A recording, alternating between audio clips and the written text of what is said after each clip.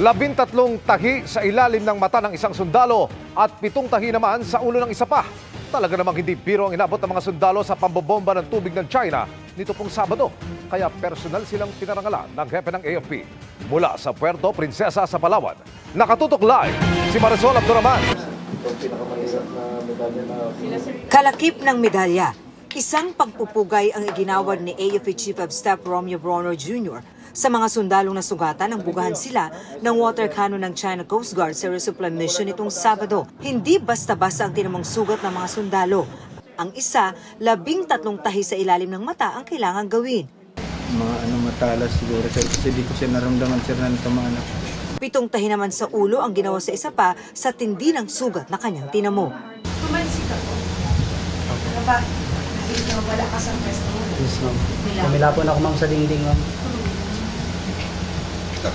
Kung wala yung dingding na yon, tumilapon siya sa dagat. Kwento nila, hindi na raw nila alam ang gagawin ng mga oras na yon sa lakas ng buga ng tubig. Kanya-kanyang tago. May nag-iwahiwalay na kami. Bukod sa kanila, pinarangalan din ang iba pang nasugatan sa pinakahuling resupply mission. Gayon din ang iba pang tropa na kasama sa mga nagdaang misyon. Hindi na raw bago sa mga nasugatang sundalo ang ginawa ng China, pero ito na raw sa tingin nila ang pinakamatindi nilang naranasan. Sir, would you say really it aims to harm them talaga, to cause injury? Hindi po natin alam yung objective talaga nung Chinese Coast Guard nung ginawa nila yon, ano? But the fact is, malakas yung stream ng tubig na binuga ng kanilang water cannons. Gayunman, nakapaghatid pa rin naman daw ng ibang pangangailangan ng tropa sa Ayungin Shoal. Sa supplies naman, we can manage that. We will make sure hindi magugutom ang tropa natin doon. Hindi maubusan ng tubig, hindi maubusan ng fuel.